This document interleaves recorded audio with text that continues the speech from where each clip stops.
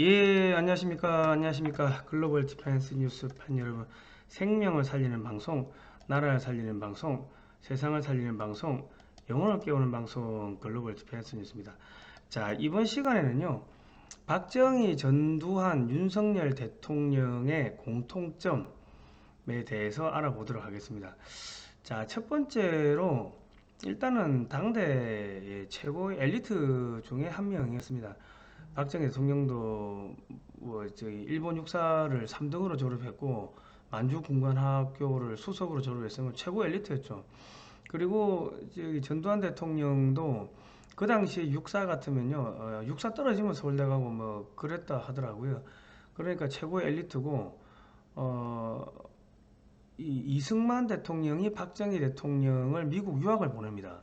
사람들이 잘 모르시는데 1953년 12월 달에 대구공항에서 박정희 대통령이 비행기 타고 미국으로 유학을 하는데, 이승만 대통령이 군인들을 거의 한 10,000명 이상을 미국 유학 보냅니다. 그 사람들이 이게 돌아와가지고 나중에 뭐 5.16 군사혁명에 다 참여를 하고, 또 대한민국의 근대화 중화공업 개발할 때 다 투자가 다 투입이 됩니다.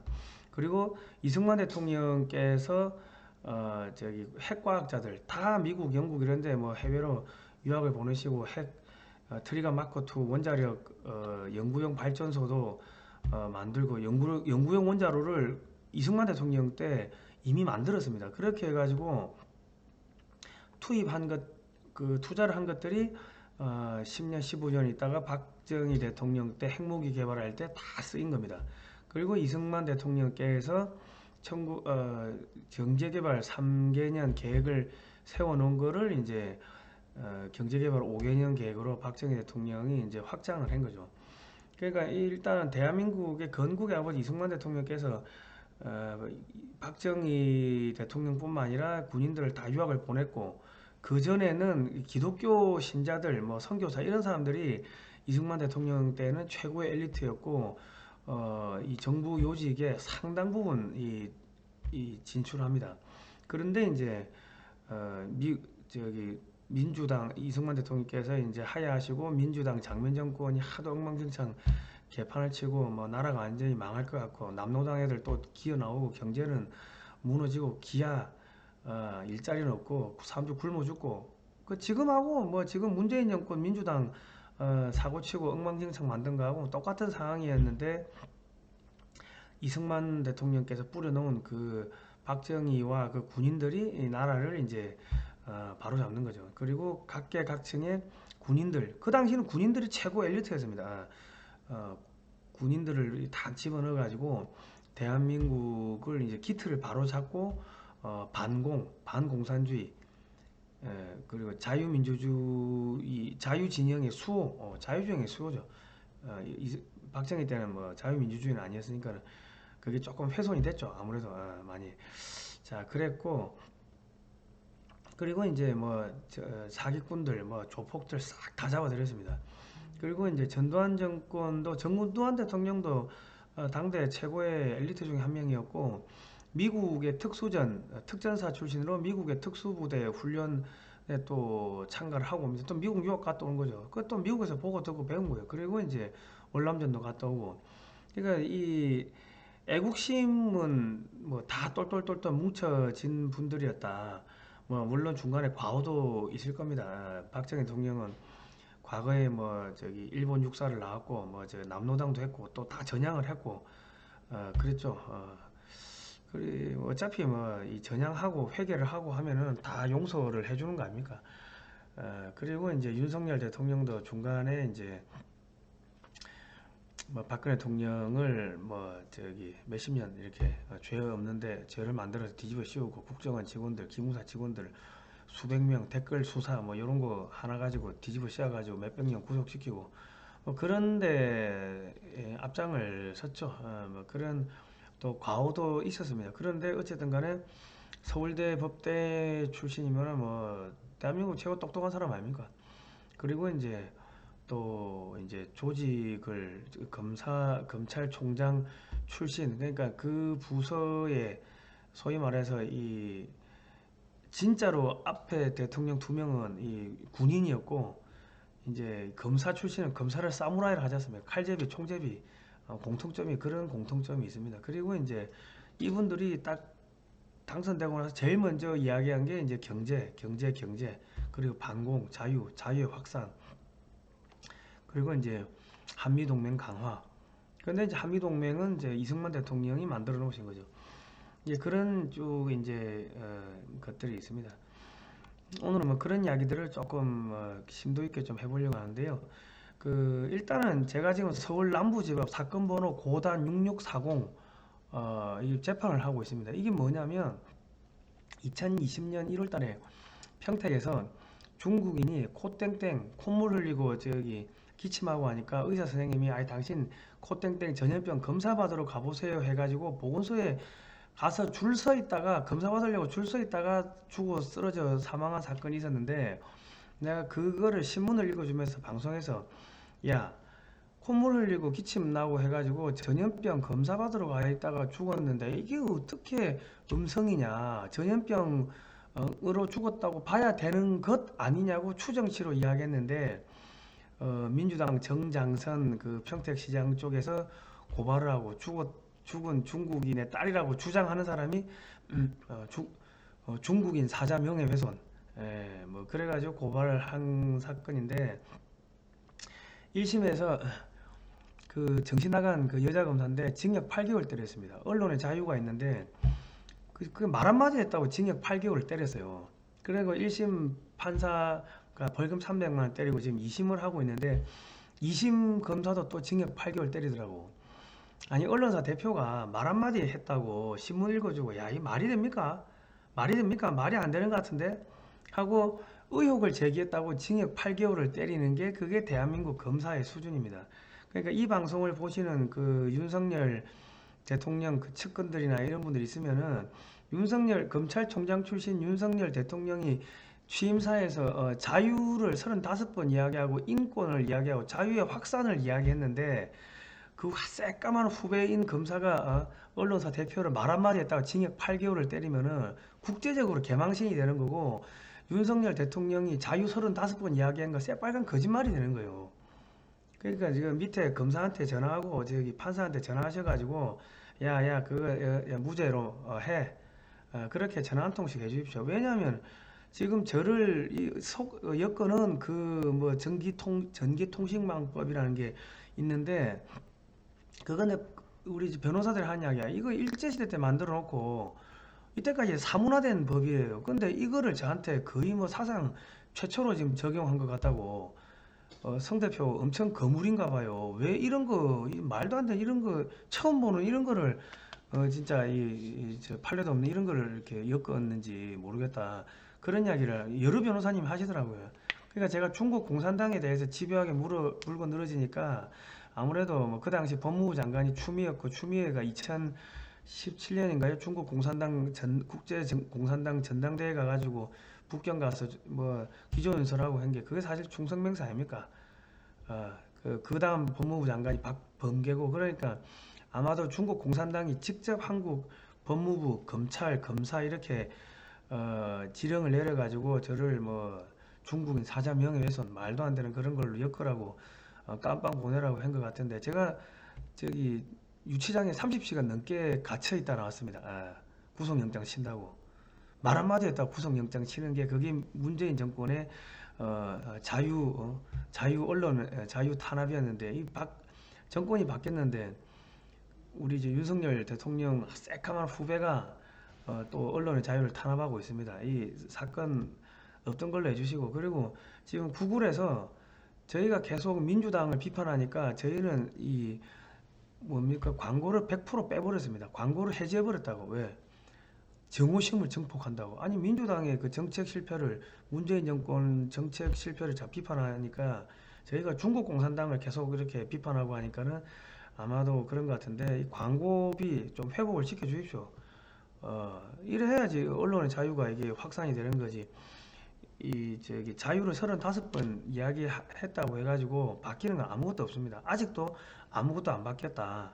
이런 거는 윤석열 대통령께서 좀 해결을 해주셔야지 애국지사들이 조금 힘이 나지 않겠나 싶습니다. 자, 혁명공화 그때 민주당이죠. 장면정부 절망과 기아 허덕이는 민생고를 시급 해결하고 국가 자주경제 재건에 총력하자. 그러니까 하도 개판을 치니까 군인들이 들고 일어났습니다. 그래서 반공을 국시로 하고 형식적이고 구호에 그친 반공태세를 재정비한다. 유엔 헌장을 준수하고 국제협약을 충실히 이행할 것이며 미국을 위시한 자유우방과 유대를 더욱 공고히 한다. 그러니까 박정희, 전두환, 윤석열 셋 다 한미동맹 강화하는 거죠. 그리고 국제사회의 그런 활동을 존중하고. 근데 이제 문재인 정권은 국제사회하고 완전 동떨어졌죠. 맨날 북한 전 세계에서 북한 인권 뭐 결의안 채택할 때 한국만 기권하고 막 그랬죠. 그리고 미국이 아니고 중국 쪽에 줄을 섰죠. 문재인 정권은. 자, 이 나라의 모든 부패와 구악을 일소히 뭡니까? 퇴폐하고 국민 도의와 구악을 일소하고 퇴폐한 국민 도의와 민족 정기를 다시 바로잡기 위하여 성실한 기둥을 진작시킨다. 그 절망과 기아선상에 허덕이는 민생고를 시급 해결하고 국가 자주경제 재건에 총력을 다한다. 민족적 수원인 국토의 통일을 위하여 공산주의와 대결할 수 있는 실력 배양에 전력을 집중한다. 그러니까 이승만, 박정희, 전두환 정권까지만 하더라도 북진 통일 이런 이야기가 있었는데 그 사이에는 북진 통일 이야기 없었는데 이 윤석열 대통령은 북진 통일이라는 이야기를 자유의 확산, 자유와 인권, 인류의 보편적인 인권, 자유와 인권의 확산이라고 표현을 바꿨을 뿐입니다. 그게 북한 무너뜨리고 중국 공산당 무너뜨리겠다는 그 이야기를 돌려서 한 건데 제가 볼 때는 어쨌든 간에 이 당대 최고 엘리트들이 이 정치를 하면은 박정희 전두환 때 이 대한민국이 고도 성장하지 않았습니까? 왜냐면 딱 법치가 서니까 소위 말해서 사기꾼들 다 잡아들이고 뭐 이상한 놈을 다 잡아들이고 딱 이 법치가 서니까는 이 상업이 발달하고 이 공업이 발달하고 쫙 투자가 들어오고 해가지고 급성장했는데 윤석열 정권도 딱 법대로 법치를 세우면요 상업이 발달하고 전 세계 투자가 들어오고 대한민국 경제가 급성장하지 않겠는가 싶습니다.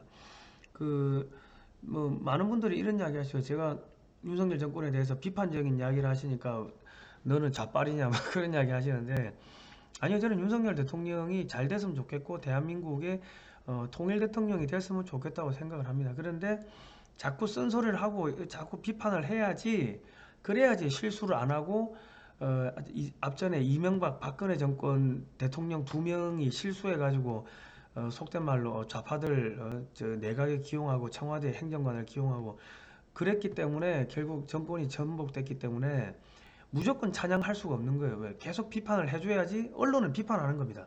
비판을 해줘야지 야 이렇게 하면 안 되겠구나 해가지고 윤석열 정권이 제대로 가는 거고 윤석열 정권이 제대로 가야지 통일한국 여차하면 중국 무너지면 만주까지 우리가 수복할 수 있는 거고 그리고 국민들이 행복해지겠죠. 나라가 망하면요 돈 없는 서민들이 불행해집니다. 저희 부모님 같은 분들이 불행해지기 때문에 저는 윤석열 대통령이 성공했으면 좋겠습니다. 예. 그래서 자꾸 쓴소리를 하는 겁니다. 양약 고구라는 우리 옛말이 있죠. 입에 쓴 약이 몸에 좋다. 자, 우리 좌파들이 거짓말하는 것 중에 하나가 장준하 선생의 5.16 쿠데타를 가장 먼저 비판하고 박정희 정권을 비판했기 때문에 박정희 정권에서 장준하 선생을 암살했을 거다 뭐 이런 이야기를 하는데 사상계라는 잡지가 있습니다. 1953년 4월에 창간해서 70년 5월까지 누가 창간했냐? 장준하가 민족 통일 문제, 민주사상 함량, 경제발전 등을 편집의 기본 방향으로 삼아 창간한 잡지다. 이랬어요. 근데 장준하의 사상계는 5.16을 사실상 지지했습니다. 5.16은 4.19의 갈망을 계승한 것 이랬는데 1961년 중반 사상계의 5.16 군사정변에 대한 입장을 제가 찾아봤습니다. 4.19 혁명이 입헌 정치와 자유를 쟁취하기 위한 민주주의 혁명이었다면 5.16 군사정변은 부패와 무능과 무질서와 공산주의 책동을 타파하고 국가의 진로를 바로잡으라는 민족주의적 군사혁명이다. 이게 뭐예요? 쭉 뒤에 내용을 보시면은 다 찬양을 했어요. 찬양. 그리고 5.16 혁명으로 우리들이 과거의 방종, 무질서, 타성, 편의주의의 낡은 껍질에서 스스로 탈피하여 일체의 구약의 뿌리를 뽑고 새로운 민족적 활로를 개척할 계기는 마련된 것이다. 뭐 이래가지고 혁명 정권은 지금 법질서의 존중, 강건한 생활 기풍의 확립, 불량 도당의 소탕, 부정 축제자의 처리, 뭐 농어촌의 고리채 정리, 국토 건설 사업 등으로 괄목할 만한 출발을 보여주고 있다. 이게 뭡니까? 1961년 6월호 권두원 5월 16일 혁명과 민족의 진로. 그러니까 장준하 선생도 이걸 찬양을 한 거예요. 5.16을. 그러니까 뭐 좌파들이 하는 게 5.16을 가장 먼저 비판했기 때문에 아마도 박정희 정권에서 죽였을 것이다. 그 거짓말이죠. 전제가 틀렸죠. 찬양을 했는데 왜 죽입니까? 그러니까 지금 제가 봤을 때는 이 좌파들 혹은 뭐 북한이나 이런 데서 그 장준하 선생을 암살해놓고 야 박정희 정권이 죽였다 하고 뒤집어 씌운 게 아닌가 싶은 생각이 듭니다. 왜냐하면 노무현 대통령이 부엉이 바위 40m에서 떨어졌는데 그 당시에 핏방울이 하나도 없다고 뭐 이상하다 뭐 그런 이야기를 했는데 그러면은 문재인이가 변호사에서 뭐 야 이거 암살인 것 같아 타살인 것 같아 수사해봐 해야 되는데 그게 아니고 그냥 바로 장례식 하고 전 국민들 다 서울 광장에 데리고 나와가지고 그러면서 이 분위기를 반전을 해버렸거든. 그런 역사적 사례가 있기 때문에 장준하 선생도 그런 게 아닌가 하는 생각을 이제 그 추정을 하는 겁니다. 추측, 의혹이죠. 의혹 제기죠. 자, 뭐 이거는 뭐 함석헌 선생 뭐 좌파들이 좋아하는 함석헌 선생이 쓴 이야기인데 뭐 혁명은 민중의 것이다. 민중만이 혁명을 할 수 있다. 군인은 혁명 못한다. 뭐 어쩌고저쩌고 하는데 좌파 독재는 저기 촛불혁명은 행복하십니까? 그러니까 이게 참 좀 아이러니컬해요. 자, 군부 독재를 할 수밖에 없었던 그런 원인이 있습니다. 그 당시에 북한이 바로 6.25 끝나자마자 이 핵 개발을 시작을 했고 군사력 증강을 시작했습니다. 제2의 6.25를 준비하고 있었고요. 1968년 1월 22일 날 김신조 사태, 야 박정희 모가지 따라왔다. 사건이 있었죠. 푸에블로 납치, 미정찰기 격추, 울진 삼척 무장공비, 세 차례 120명 침투, 그리고 닉슨 독트린 이후에 주한미군 제7사단 2만 명이 철수를 합니다. 그리고 카트 행정부가 주한미군 철수를 81년까지 완전 철수하겠다고 했고 미국의 국무부는 한국이 못 만드는 무기는 안 팔겠다 뭐 그랬습니다. 그러니까 놀래가지고 야 번개 사업을 해가지고 소총, 수류탄 등 8종의 무기를 개발해서 250만 명 향토 예비군을 창설하고 향토 예비군한테 그 경무장을 다 시켰죠. 그리고 야 경무장 가지고 안 되겠다. 야 중화공업에 투자하자. 그래가지고 전차 자주포 장갑차 만들려고 자동차 산업에 투자하고 포탄 만들려고 화학 산업에 투자를 하고 그리고 저기 미사일 만들려고 전자 산업에 투자하고 그리고 함정 만들려고 조선 산업에 투자를 하고 여기다 철판을 공급을 해야 되니까 그 포항제철을 투자를 하는 겁니다. 그리고 이 저기 무기 공장을 창원에다가 다 하나로 몰아내야 될 거 아닙니까? 그러니까 창원공단을 히타치 중공업을 그대로 본따 가지고 창원공단을 만든 거예요. 그리고 여기다 공업용수를 공급을 해야 되니까 전국에다가 공업용수 만드는 다목적 댐을 만들고요. 그리고 이제 그 저기 인력을 공급해야 되니까 기술자를 공급해야 되니까 전국의 백수들 놀고 있는 시골의 백수들을 공업계 고등학교를 만들어 가지고 거기 교육을 시킵니다. 그러면서 일하면서 싸우면서 일하고 일하면서 싸우고 산업전사 산업역군 산업전사 산업전선 뭐 이런 이야기가 그때 나옵니다. 그리고 이렇게 키운 그 사람들을 중동에 보내죠. 그렇게 해가지고 중동에서 돈 벌어와가지고 달러 벌고 이렇게 해가지고 이게 70년대 투자해놓은 것들이 80년대 전두환 정권 때 3조 호황을 만나면서 경제가 급속하게 성장을 하고 그 이분들이 다 중산층이 되죠. 그리고 88 올림픽을 딱 하니까 동구권이 소련에서 무너지면서 소련이 해체되고 거기에 놀란 그 김일성이가 놀래가지고 89년 세계 평양 학생 축전을 크게 하고 무리하게 했다가 90년 초반에 경제가 무너지면서 300만 명이 굶어 죽는 고난의 행군으로 들어가게 되면서 소련이 완전히 해체되는 그러한 역사가 있었습니다.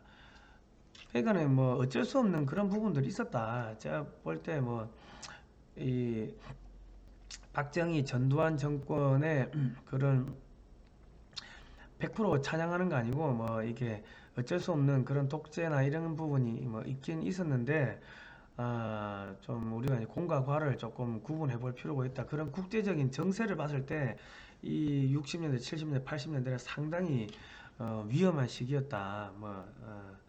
공과 과를 우리 정확하게 좀 구분을 하자. 뭐 그런 이야기입니다. 자, 전두환 정권 때 일본의 방위비 분담금 야 100억 달러 달라고 해가지고 한국이 미국을 설득합니다.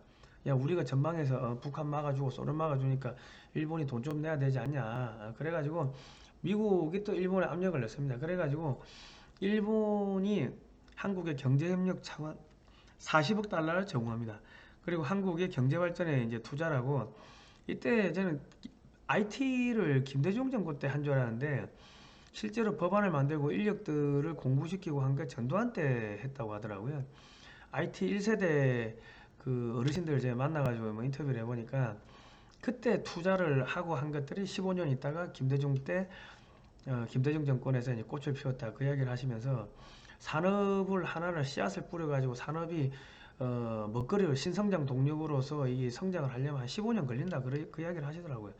지금 투자를 하면은 15년 후에 그게 이 성과가 나온다 그런 이야기를 하시더라고요. 그러니까 전두환 때 IT에 투자를 뭐 했다는 이야기를 듣고 사실은 좀 놀랐습니다. 그러니까 우리가 군인들 하니까 경제에 무식한 군인이라고 이야기하니까 경제에 잘 모를 것 같은데 아예 사단장한테 맡기듯이 당신은 경제는 당신이 대통령이 이런 식으로 딱딱딱 맡기는 거예요. 전문가들한테 믿고 맡기는 거죠. 그에 대해 성과에 대해 가지고 철저하게 이 뭐랍니까 이 농공행상 확실하게 하고 그리고 군인들이 사실은 다 미국 유학 갔다 보니까 이 엘리트고 사실 엘리트죠. 그러니까 제가 볼 때 이 윤석열 대통령도 지금 이 군인들하고 똑같은 것 같아요. 왜냐하면 검사가 칼 쓰는 사람 아닙니까? 사무라이. 그 옛날의 군인들이지. 그러니까 전문가들 딱딱 맡기고 야 알아서 해. 그렇게 가는 것 같아요. 그러니까 자유를 35번. 그러니까 이승만 대통령이 자유 대한민국을 건국하시고 박정희 전두환 대통령이 자유 진영을 지켰습니다. 물론 독재는 했어요. 군사 독재 했는데 자유 진영, 공산주의 진영이 밀고 내려오는 거를 자유의 방파제가 돼가지고 이 자유 대한민국을 수호를 했습니다. 그런데 이제 윤석열 대통령은 자유를 35번 외치면서 국민을 15번 외치면서 자유의 확산, 인권의 확산을 이야기하는데 이게 북한 흡수통일을 하겠다는 이야기고 중국 공산당 무너뜨리겠다는 이야기입니다. 그리고 한미동맹 강화하고 자유민주주의와 시장경제 철저히 수호하겠다. 제가 볼 때는 상당히 잘하실 것 같아요. 전문가들을 딱딱 기용해가지고 박정희, 전두환처럼 믿고 맡기는 거지.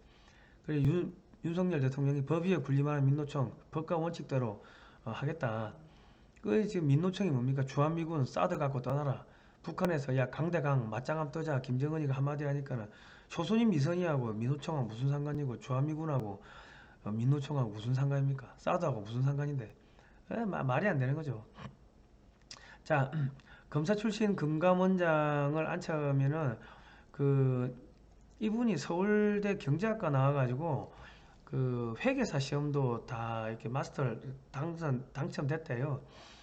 그러니까 이 회계 금융범죄 딱 전문인데 추미애 그 장관이 있을 때 검찰에서 이 검찰의 그 금융범죄 수사 기능을 빼면서 그 명목상으로 금감원에다가 그 사법 경찰 특사경 임무를 부여를 하겠다 했는데 이제 특사경에 이제 이 사령관이 된 거죠. 근데 이분이 대한민국의 뭐 론스타뿐만 아니라 금융 수사를 많이 했다더라고.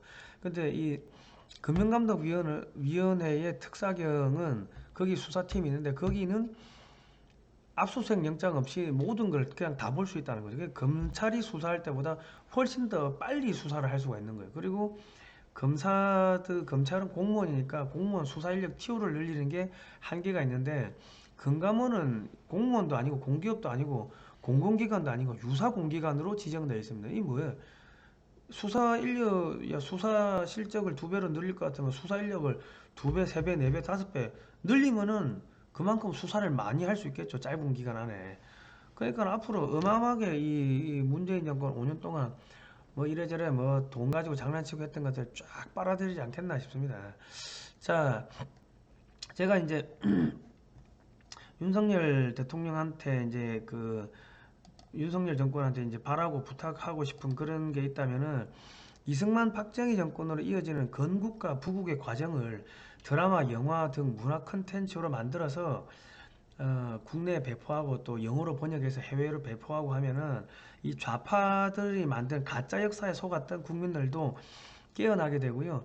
전 세계 국민들이 한국의 역사를 제대로 배우게 되겠죠. 드라마 한류에서 역사 문화 한류로 업그레이드 되는 겁니다. 전 세계 한국 사람들 어떻게 해서 이렇게 잘 먹고 잘 살게 됐나. 공부를 하려고 하면 뭐가 있어야 돼. 아무것도 없으니까 이승만 박정희 대통령의 건국과 부국 과정을 좀 이렇게 문화 콘텐츠를 만들어 주십사 하고요.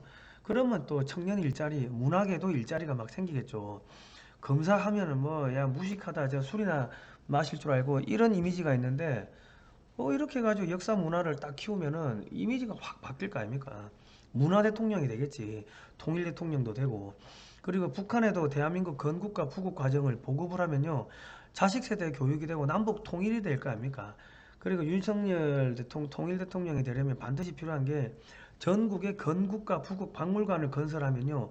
지역에 일자리가 생기겠죠. 그리고 청년들이 막 깨어나게 되면은 어? 국민들이 좌파들 때려잡는 거예요. 그러면 선거에서 당연히 자연스럽게 이기는 거지. 예.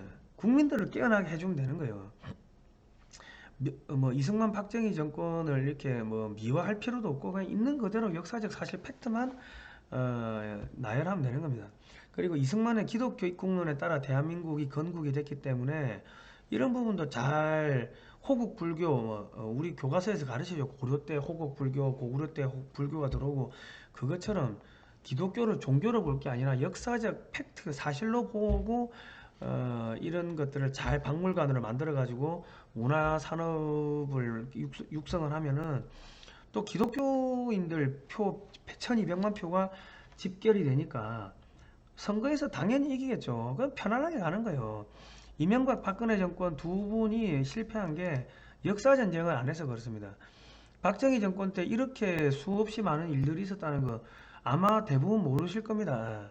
그러니까 이런 부분들을 역사로 만들어서 이제 그 국민들한테 공급을 하고 교육을 시키면은 대한민국이 이 문화 강국도 되고 통일도 되고 여차하면은 이제 그 중국 무너지는 만주까지.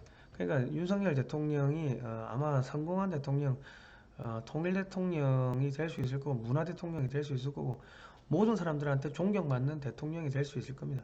그러니까 역사를 살리셔야 됩니다. 이승만, 박정희, 전두환으로 쭉 이어오는 그 대한민국의 도도한 그 생존의 역사, 부국과 강병의 역사, 그 역사들을 드라마, 대하 드라마 있잖아요. KBS 부국과 건국과 부국 해가지고 뭐 한 200부작, 300부작 해가지고 딱 때려가지고 그거를 만들어가지고 영어로 번역하고 아랍어로 번역하고 프랑스어로 번역해가지고 전 세계에 뿌려보십시오. 전 세계에서 미친 듯이 관광객들이 오겠지. 그리고 전국에 관광객들 건국과 부국 박물관 만들고 또 뭐 있습니까?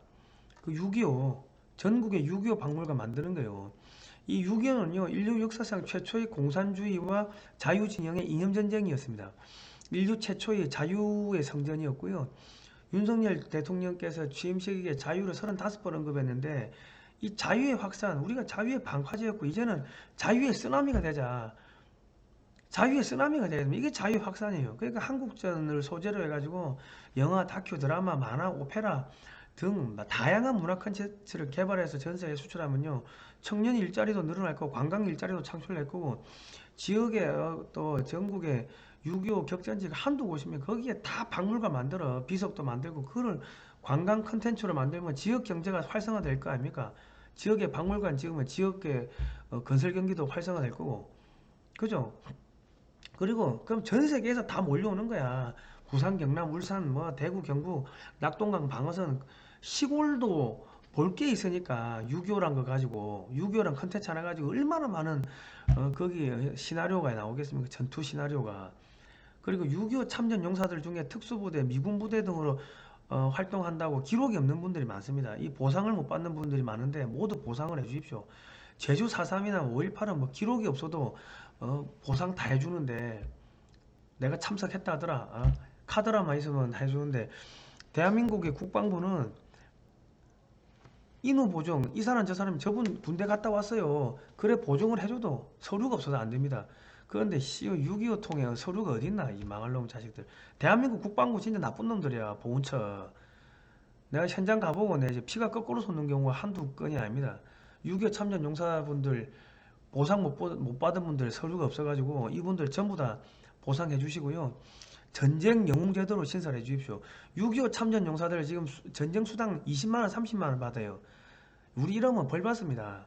대한민국 5.18이 자유 5.18이 민주화 운동이 아니고 대한민국의 민주화 운동은 대한민국을 건국한 공산주의로부터 싸워가지고 건국한 것이 대한민국의 제1호 민주화 운동이고, 두 번째 민주화 운동은 이 공산 세력들이 밀고 내려오는 거를 몸으로 막아낸 게 그게 제2의 민주화 운동입니다. 거기에 비하면 5.18은 아무것도 아니지. 그러니까 전쟁 영웅 제도로 신설해 가지고 6.25 참전 용사, 베트남 참전 용사들을, 그분들을 한 달에 뭐 100만 원씩 아니면 그 유가족들한테 100만 원씩 주든지 해가 3대에 걸쳐 보상을 해 주십시오. 그러면은 국민들이 다 지지하지. 그러면은 참전 용사들이 얼마나 많습니까? 그 유가족들까지 하면은 그게 표 아닙니까? 속된 말로 제주 4.3이나 5.18 좌파들을 왜 이리 챙깁니까? 그 표 지역에 표갈이 하려고 선거 때 이용해 먹으려고 그냥 정부 돈 풀어가지고 해주는 거 아닙니까? 역사적 뭐 기록이나 고증 이런 거 하나도 안 거치고. 그러니까 전쟁 영웅 제도를 만들어가지고 6.25 참전 용사, 베트남 참전 용사, 당신들의 피와 헌신, 눈물 때문에, 고생 때문에 이 나라 우리가 잘 먹고 잘 살게 됐습니다 해가지고 집 앞에다 황금 문패도 붙여주시고, 이분들 화끈하게 지원해 주시고, 그 유가족들 지원해 주시고, 이분들 100만원씩 주시고 3대에 걸쳐 100만원 주시고, 그러면 얼마나 많은 표가 생기겠습니까? 이런 거를 잘 활용을 해주시면 감사하겠습니다. 제가 수시로 그 윤석열 정권이 앞으로 해야 될 정책에 대해서 좀 제시를 하겠습니다. 제가 국민혁명당 할 때 그 공약을 한 200개 정도를 만들었는데, 거기서는 뭐 대선 제대로 하는 동 마는 동 하니까는 제대로 써먹질 못했는데, 제가 이렇게 수시로 해가지고 말씀을 드리겠습니다. 여러분 좋아요 구독 신청 눌러주시고 1577이었나요? 이 몇 번이야? 1877-0248 여러분 후원도 해주시고요. 하시면 감사하겠습니다. 자, 다음 시간에 뵙도록. 하여튼 저희가 이 구글에서 제가 이런 방송하니 역사 방송하니까 그걸 다 빼버렸어요. 광고를 빼버렸으니까 여러분께서 이 방송을 살려주시면 감사하겠습니다. 자, 역사가 살아야지 나라가 삽니다. 윤석열 대통령이 성공한 대통령이 되려면 역사 전쟁을 하셔야 됩니다. 역사를 살리시면 윤석열 대통령도 살고 대한민국의 경제도 살고 대한민국 미래도 삽니다. 다음 시간에 뵙도록 하겠습니다. 고생하셨습니다.